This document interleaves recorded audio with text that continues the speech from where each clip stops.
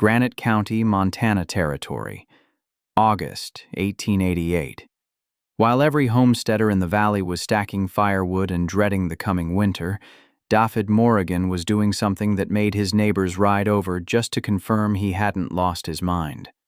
The Welsh coal miner was digging a trench 40 feet long from a fire pit at the edge of his property, running it underground beneath his root cellar, then under his barn, then beneath his cabin, eyes before finally letting it surface through a chimney on the far side.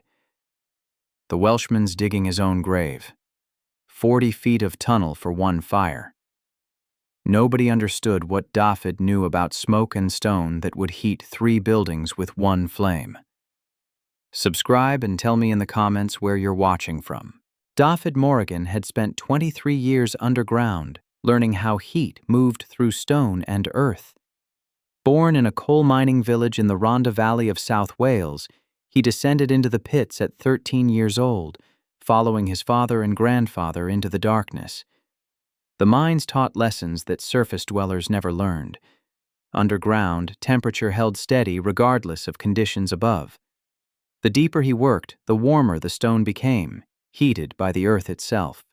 And when the coal burned in the tunnels during the disasters that killed men by the dozens, Dafydd learned how smoke traveled through passages, how heat transferred to walls, how stone absorbed warmth and held it for hours after the fire died. The Welsh mines used ventilation tunnels that ran for hundreds of feet, channeling air and smoke through carefully engineered passages. Miners understood that a fire at one end of a tunnel could warm stone 100 feet away. The smoke surrendered heat to every surface it touched. By the time it reached the exit shaft, most of its energy had transferred to the surrounding rock. The old miners called it making the smoke work before it leaves. Every foot of tunnel extracted more heat from the combustion gases that would otherwise escape into the sky, carrying warmth that could have served the living. Dafydd emigrated to America in 1881, following the copper rush to Montana Territory. The mines in Butte needed men who understood darkness and stone, and Dafydd understood both. He spent 7 years extracting copper ore from tunnels that reminded him of home, saving wages, learning the landscape, waiting for the moment he could claim land of his own. In 1888, he filed a homestead claim on 80 acres in Granite County, east of the mining districts where the land opened into valleys suitable for farming and ranching. His wife Bronwyn joined him from Wales that spring. I finally reunited after 3 years of separation. Together they would build a life above ground, using everything the underground had taught him. Their first summer, Dafydd studied how his American neighbors built their homesteads. The pattern was always the same. A cabin with a fireplace that threw most of its heat up the chimney. A barn 50 feet away that housed livestock in freezing darkness. A root cellar dug into a hillside that froze solid by January despite being underground. For 3 separate structures, each fighting winter alone, none sharing heat with the others. The waste appalled him. In the mines, a single ventilation fire could warm a quarter-mile of tunnel. The smoke traveled through stone passages, surrendering heat to the walls as it went, arriving at the exit shaft cool and spent. The stone held that warmth for hours, keeping miners comfortable in shafts that would otherwise have frozen them.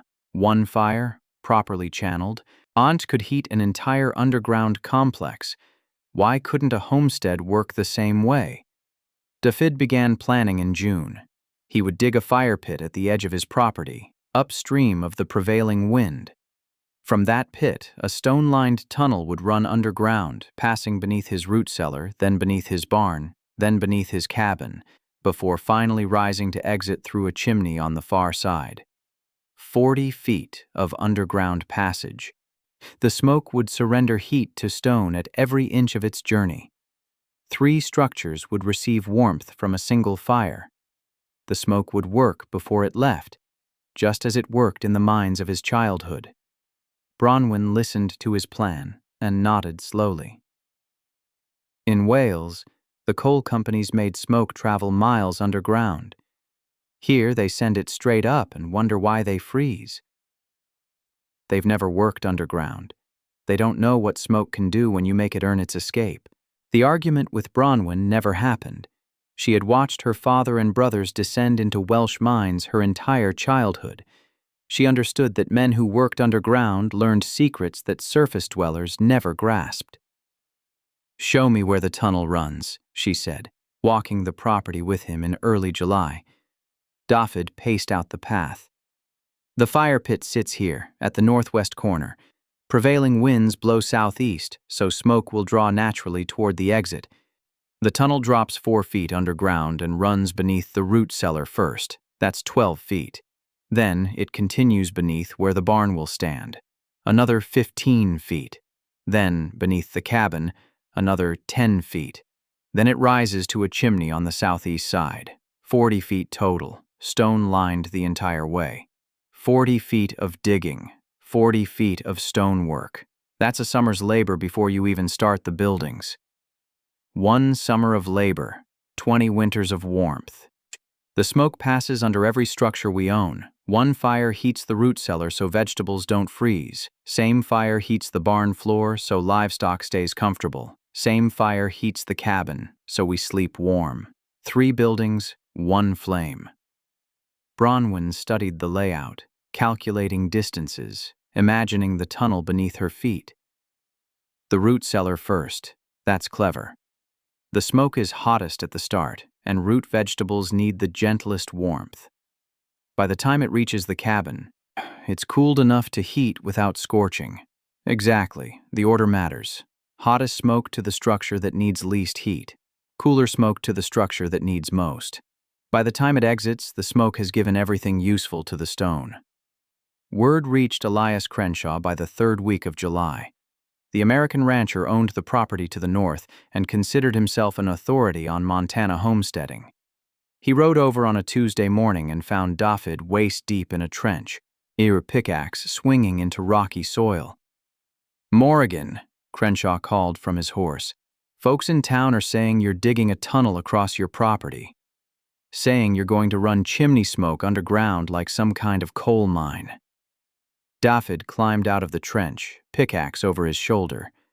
"Not like a coal mine. Exactly like a coal mine. Smoke carries heat. Stone absorbs heat. I make the smoke travel 40 feet through stone before it escapes. The stone keeps that heat. 3 buildings stay warm from 1 fire." 1 fire. Crenshaw shook his head slowly. "Man, you're going to need 3 fires just to survive December. Montana winter isn't Welsh winter. We hit 40 below some years. 1 fire in a pit won't heat a doghouse, let alone 3 buildings. 1 fire in a conventional chimney heats nothing but sky. The smoke rises, the heat escapes, and families freeze 10 feet from roaring flames. I'm not burning more. I'm wasting less. And when your tunnel collapses, when smoke backs up and suffocates your family in their sleep, when the whole contraption fills with water come spring thaw? The tunnel is stone-lined with proper pitch for drainage. The draw is calculated for steady airflow. I've worked tunnels that ran for miles without collapse. 40 feet is nothing. Crenshaw turned his horse. Your property, your grave. But when you're hauling your family to town, frozen stiff, don't say nobody warned you. Bronwyn watched him ride away, then looked at her husband standing in the trench he'd spent 2 weeks digging. He's never been underground. He doesn't know how heat moves through stone. None of them have. They build chimneys that throw heat into the sky and call it proper. They've never seen smoke work for its exit. Dafydd lifted his pickaxe. By Christmas, they'll understand. What Dafydd Morrigan understood from 23 years of Welsh mining, modern HVAC engineers would later quantify with precision. But the principles he was applying had been tested through centuries of underground labor in regions where men learned to use smoke or die in darkness. The fundamental insight was that smoke is wasted heat traveling in the wrong direction. A conventional fireplace or stove burned wood at temperatures exceeding 1,000 degrees Fahrenheit. The combustion gases rose immediately through a vertical chimney, spending perhaps 2 seconds in contact with masonry before escaping into the atmosphere. In those 2 seconds, the smoke transferred a fraction of its heat to the chimney walls. The rest, 80 to 90% of the thermal energy, vanished into the sky, carrying warmth that could have heated a family for hours. The mathematics were brutal. A fire consuming a cord of wood released approximately 20 million BTUs of heat energy. A conventional chimney captured perhaps 2 to 3 million of those BTUs. The remaining 17 million rose into the atmosphere, heating clouds and stars and empty air, while families shivered a dozen feet from roaring flames. David's design reversed this equation. By forcing smoke to travel 40 feet through an underground stone-lined passage before escaping, he multiplied the contact time between combustion gases and thermal mass by a factor of 20 or more. The smoke entered the tunnel at over 500 degrees. It exited at perhaps 150 degrees. The difference, 350 degrees of heat energy, transferred to the stone walls and the earth surrounding them. Stone absorbed heat slowly but released it slowly as well. A granite wall that spent 6 hours absorbing warmth from passing smoke would spend 12 hours radiating that warmth into surrounding structures. The thermal mass acted as a battery, storing energy during active burning and releasing it gradually through the night. The sequential arrangement amplified efficiency further.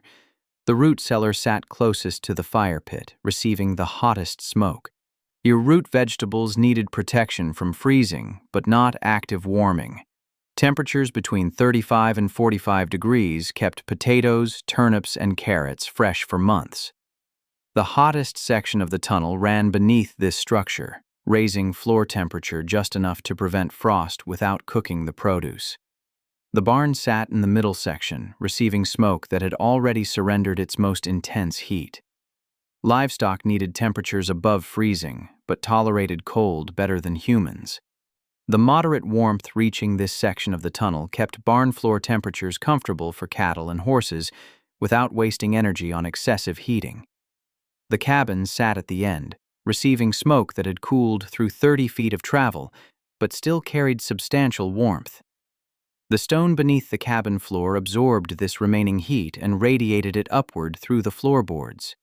The family received warmth from below, the most efficient delivery method since warm air naturally rose through the living space. The chimney at the far end created the essential draw.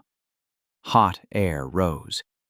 The fire pit sat lower than the chimney exit, creating a natural pressure differential that pulled smoke through the entire system without mechanical assistance.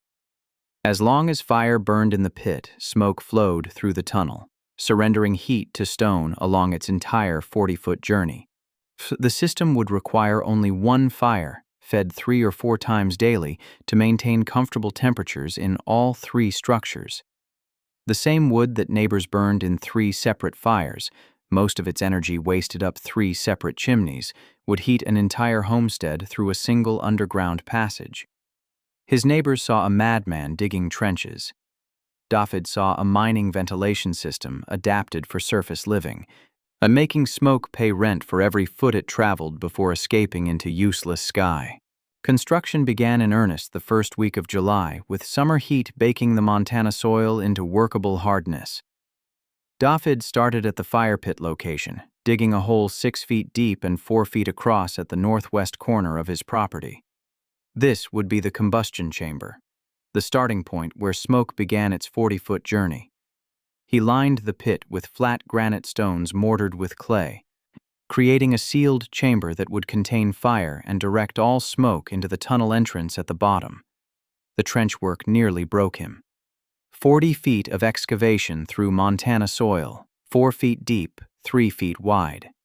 Rock and root and hard-pan clay that shattered pickaxes and raised blisters that burst and bled and hardened into calluses. Bronwyn worked beside him when the boys from neighboring homesteads weren't available for day labor. Their 2 children, Reese at 14 and Katrin at 11, hauled buckets of soil and rock from the trench until their arms trembled. The family worked from dawn until dark for 3 weeks straight, racing to complete the excavation before August brought the pressure of building the structures above. The tunnel lining required the most care. Dafydd collected flat granite slabs from a creek bed 2 miles east, hauling them by wagon load after load. He laid the tunnel floor first, flat stones pitched slightly downward from fire pit to chimney exit, ensuring any water that entered would drain toward the far end rather than pooling in the passage. The walls rose next, granite slabs stacked and mortared with clay mixed with lime he'd burned himself from limestone deposits near the creek. The ceiling demanded engineering precision. Dafydd cut pine logs and laid them across the tunnel at 2-foot intervals. I then stacked flat stones across the logs to create a solid cap. Over the stone cap went 6 inches of clay, packed tight to seal any gaps. Over the clay went the excavated soil, returning the surface to grade level. 3 sections required special attention.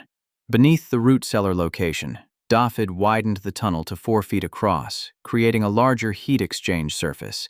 He lined this section with darker stone that absorbed heat more readily, but ensuring maximum warmth transfer to the cellar floor above. Beneath the barn location, he built the tunnel with a serpentine curve, adding 8 feet to the smoke's journey through this section.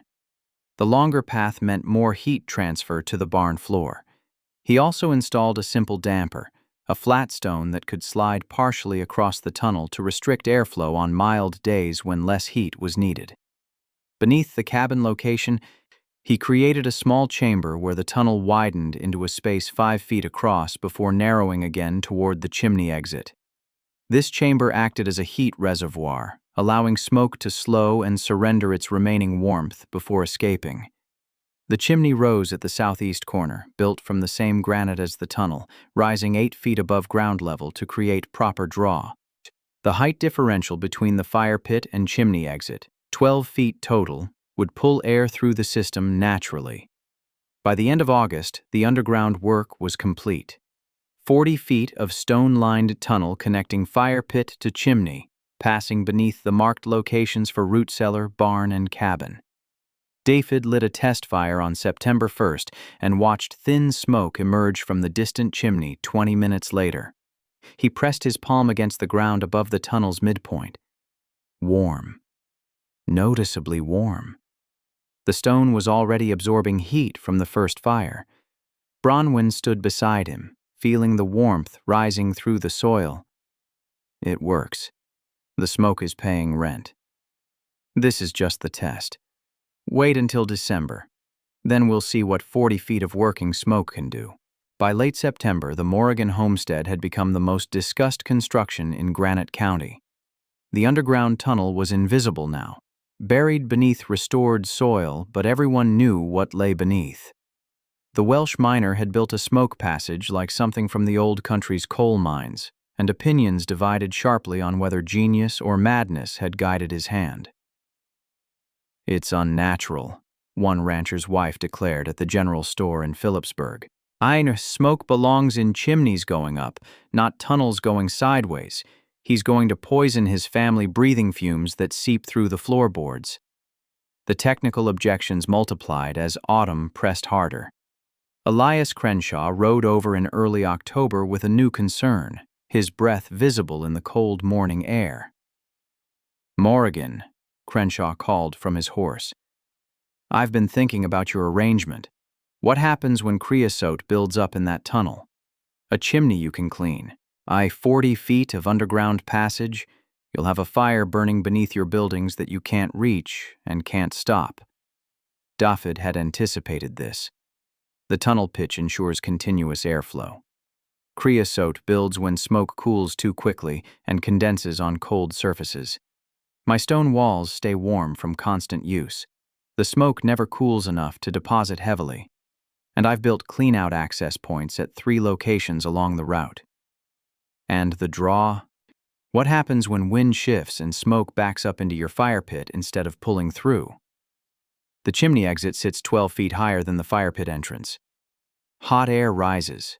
The draw is constant regardless of surface wind direction. I calculated the differential the same way mining engineers calculate ventilation shafts. Owen Pritchard, the Welsh farmer who had arrived the same year as Dafydd, visited in mid-October. Unlike the American skeptics, Pritchard understood the principle. His concern was practical. "I've seen mine ventilation systems fail," Pritchard said, walking the property with Dafydd. "Rock shifts, tunnels collapse. Water seeps in and turns passages to mud. You're betting your family's survival on 40 feet of underground stonework, holding through Montana winter. I've built it the way my father's generation built drainage tunnels in the Rhondda. Stone on stone, clay mortared, pitched for drainage. Those tunnels stood for 50 years carrying water through mountain rock. This tunnel carries smoke through surface soil. The engineering is simpler, not harder." The first hard test came November 3rd. A cold snap dropped overnight temperatures to 12 degrees, the coldest night since the previous March. Dafydd lit the fire pit at sunset, feeding it steadily with split pine until coals glowed orange in the stone-lined chamber. Smoke flowed into the tunnel entrance and vanished underground. The family went to sleep uncertain what morning would bring. Bronwyn woke first, just before dawn. She lay still beneath the blankets, waiting for the familiar shock of frozen air on her face. It didn't come. The cabin felt different. The floor beneath her feet, when she rose to check the children, radiated faint but unmistakable warmth. Not hot, not even truly warm, but warmer than any wooden floor she'd touched since leaving Wales. She checked the root cellar through the exterior hatch. The potatoes and turnips sat in air that felt like autumn, not winter. No frost on the vegetables, no ice on the storage bins. The barn thermometer read 38 degrees. The cattle stood calmly, not huddled for warmth as they did in conventional barns. She returned to the cabin and shook Dafydd awake. "The floor is warm. The root cellar is warm. The barn is warm. One fire in the pit and everything is warm." Dafydd pressed his palm against the floorboards. Warmth rose through the wood from the stone tunnel beneath. "The smoke is working." 40 feet of working smoke. January 1889 arrived with brutality that old-timers would reference for decades. An Arctic front descended from Canada on January 8th, driving temperatures from a manageable 15 degrees to -22 by midnight. Dawn on January 9th brought -29. By the morning of January 12th, the thermometer outside the assayer's office in Phillipsburg read -41 degrees. Wind screamed down from the Sapphire Mountains at 25 miles per hour, finding every cabin that stood in its path, every wall that faced frozen emptiness, every chimney that poured heat into the killing sky. Homesteads with conventional construction suffered first and worst. Elias Crenshaw's ranch house ran 3 iron stoves around the clock. His wife and eldest son fed them in shifts through the night, stumbling from bed in frozen darkness to keep flames alive. The main room held 29 degrees when all 3 stoves roared at full strength, dropping to 14 within 2 hours of burning down. His cattle huddled in a barn that dropped below zero, losing weight daily as their bodies burned calories fighting cold instead of building flesh. The root cellars failed across the county. Vegetables that should have lasted until March froze solid by mid-January. Potatoes turned to mush when they thawed. Turnips split from ice expansion. Families watched months of autumn harvest rot because underground storage couldn't stay above freezing without heat that no one could spare from their desperate cabin fires. A bachelor homesteader named Yates was found frozen in his barn on January 14th, dead while checking on livestock that had already died in the night. His cabin fire had burned out while he was outside. By the time he tried to return, his hands were too numb to work the door latch. He died 15 feet from a stove that sat cold and useless. Every cabin bled heat through walls and roofs. Every chimney poured warmth into the killing wind. Every family fought winter alone, burning wood at desperate rates, feeding 3 separate structures with 3 separate fires that accomplished almost nothing against cold that pressed through every crack and gap and seam. Nobody thought about the Morrigan family during those first desperate days. They had their own survival to manage, their own fires to feed. The Welsh miner with his underground tunnel was forgotten, assumed to be either managing like everyone else or dead like the bachelor Yeats. On the morning of January 12th, the coldest day of the cold snap, Dafydd Morgan woke to find his cabin floor at 52 degrees. He checked the thermometer twice, certain it must be wrong. 52 degrees. A steady fire in the pit, fed 4 times daily. Smoke traveling 40 feet underground, surrendering heat to stone. Eye-warming 3 structures with a single flame. He walked to the root cellar and descended the steps. 41 degrees. The potatoes sat firm and unfrozen. The turnips showed no ice damage. The carrots remained crisp in their sand storage. While neighbors' root cellars froze solid, his vegetables waited in temperatures that would preserve them until spring. He walked to the barn. 36 degrees.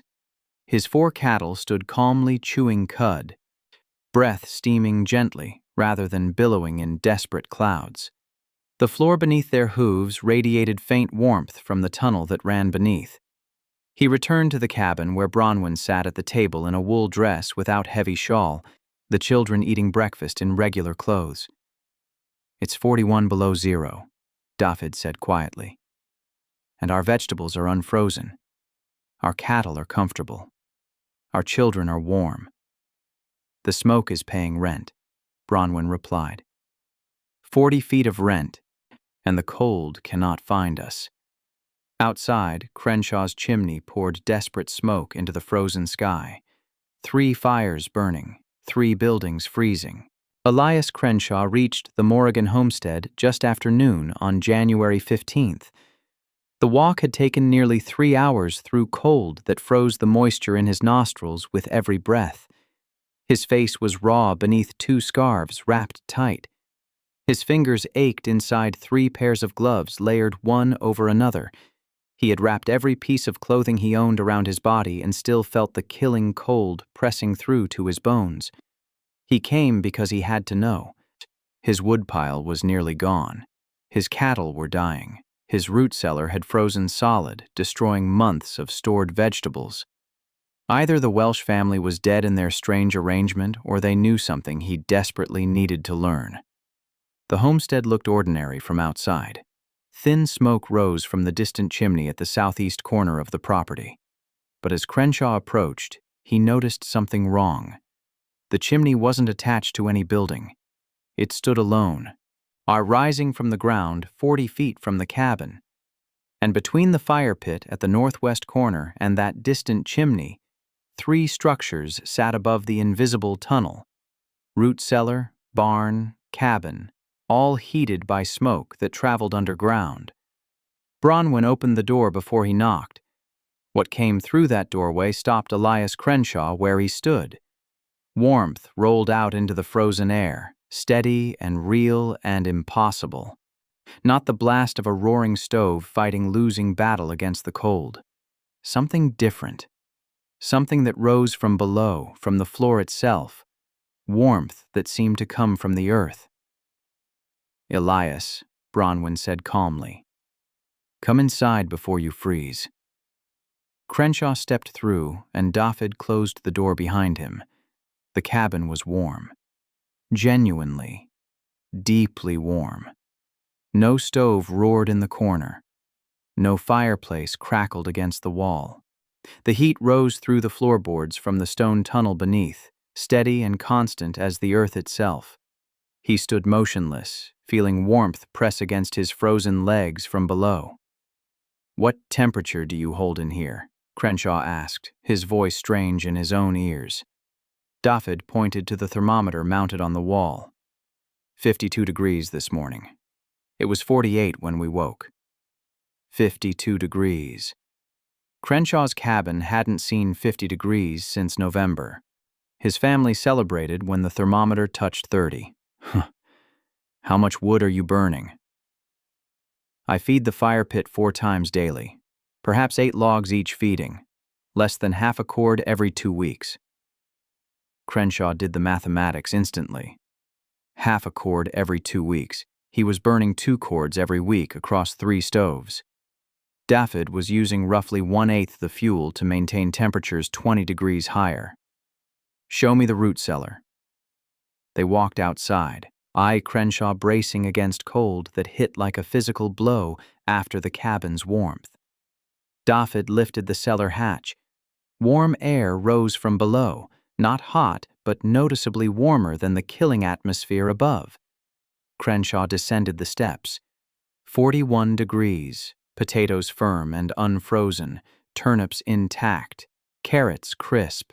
His own root cellar had frozen solid 2 weeks ago, destroying everything inside. "The barn," Crenshaw said. They walked to the barn. 36 degrees inside. 4 cattle standing calmly, well-fleshed, breathing easy. Crenshaw's cattle were dying, burning body fat, fighting cold that never relented. He stood in the center of the barn, feeling faint warmth rise through his boots from the floor. "One fire," he said slowly. "One fire in a pit, and the smoke travels underground, and 3 buildings stay warm. The smoke works for 40 feet before it escapes. Every foot, it pays heat to the stone. The stone pays heat to the buildings. Nothing is wasted." Crenshaw's voice cracked. "I called you a madman. I said you were digging your own grave. My grave is warm. How is yours?" Crenshaw did not keep what he saw to himself.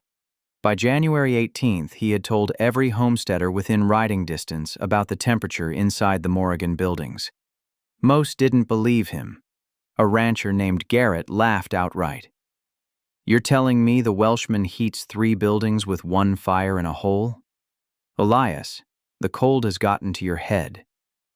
I'm telling you what I felt with my own hands. 52 degrees in the cabin, 41 in the root cellar, 36 in the barn. His cattle are fat while mine are dying. His vegetables are fresh while mine rotted to mush. 1 fire in a pit and smoke that works for 40 feet before it escapes."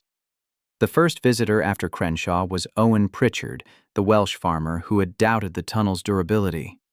He arrived on January 19th, his own root cellar destroyed, his woodpile dangerously low, his skepticism shattered by 3 weeks of desperate burning that accomplished nothing. He spent 2 hours walking the property with Dafydd, examining the fire pit, the chimney exit, pressing his palms against floors that radiated warmth from the tunnel beneath. He asked questions about tunnel dimensions, stone selection, the pitch that ensured proper drainage and airflow. "Any stone will hold heat," Dafydd explained. "Granite is best, dense, durable, absorbs slowly but releases slowly. The tunnel walls are 18 inches thick. The ceiling is reinforced with pine beams and capped with clay. Water drains toward the chimney exit where it evaporates from the heat." Pritchard left with rough sketches on brown paper and a head full of measurements. His property sat on different terrain, more slope, more rock, but the principle could adapt.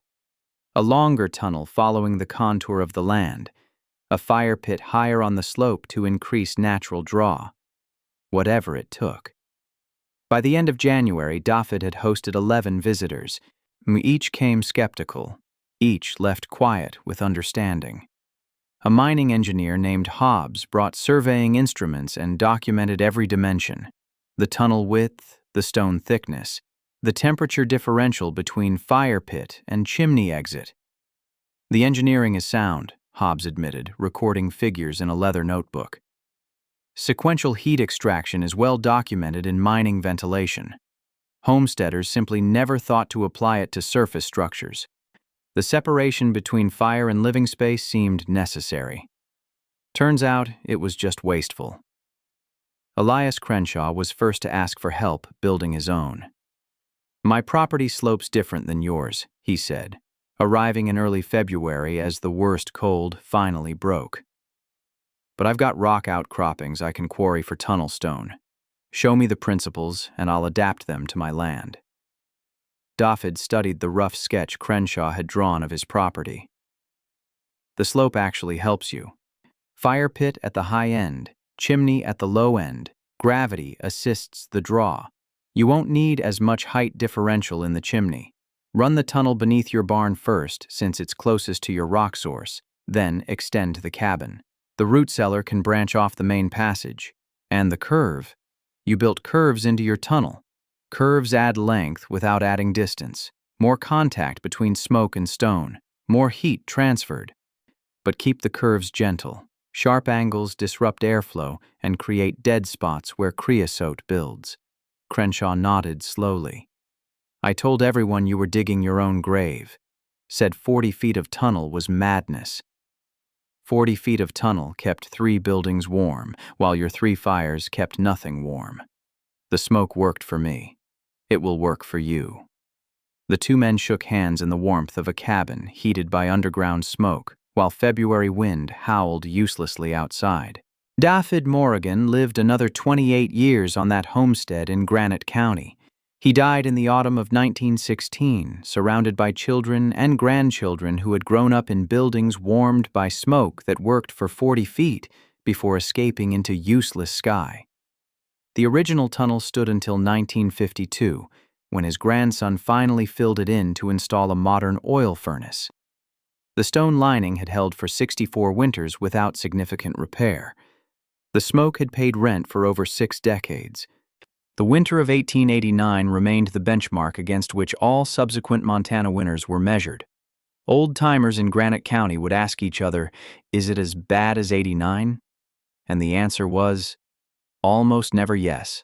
But even mild winters still tested families who sent their smoke straight up through conventional chimneys, burning through woodpiles while heat vanished into atmosphere that cared nothing for human survival. By 1895, 9 homesteads in the region had incorporated some variation of the underground smoke passage. Not all were identical to Dafyd's design. Some farmers built shorter tunnels serving only 2 structures. Others created branching systems where a single main tunnel split to serve buildings in different directions. A rancher named Whitfield designed a system with multiple fire pits feeding a shared tunnel network, allowing different sections to be heated independently based on need. Each modification reflected local circumstances and available materials, but the core principle never changed. Smoke carried heat. Stone absorbed heat. Make the smoke travel through stone before escaping, and the stone would share that heat with whatever structures sat above. One fire could warm many buildings if the smoke worked before it left. The principle Dafydd understood, that extended flue runs could extract maximum heat from combustion gases, appears today in modern high-efficiency heating systems. Contemporary masonry heaters route smoke through labyrinthine internal passages before releasing it, capturing 90% of combustion energy instead of the 20% typical of conventional fireplaces. The mathematics, Dafydd calculated intuitively. Heat transfer rates, thermal mass storage, new airflow dynamics now fill engineering textbooks used by students who have never seen an underground smoke tunnel or felt warmth rising through floorboards from 40 feet of working stone. What Dafydd knew, what generations of Welsh miners knew before him, was that heat was too precious to waste. His American neighbors saw smoke as something to be expelled as quickly as possible, a nuisance that needed a short path to the sky. Dafydd saw smoke as a worker that owed labor before it earned release. 23 years underground had taught him that fire's value lay not in the flame itself, but in how much heat reached the people it was meant to warm. Bronwyn outlived Dafydd by 6 years. She spent her final winters in the farmhouse their sons had built adjacent to the original cabin, modern and tight with a cast-iron stove that required no underground tunnel. After she passed, her daughter found a note tucked into the family Bible, written in Bronwyn's careful Welsh script. They said he was digging his own grave. 40 feet of madness, they called it. But the smoke that traveled those 40 feet warmed our root cellar when theirs froze solid, warmed our barn when their cattle died, warmed our cabin when their children shivered. Dafydd learned underground what surface men never knew. Fire is not the gift. Heat is the gift. Fire is just how heat begins its journey, i.e. the question is whether you let it escape at the start or make it work until the end. He made it work. 40 feet of work. And our family never shivered. Our vegetables never froze. Our cattle never died. The smoke paid rent, and we collected every payment for 64 years.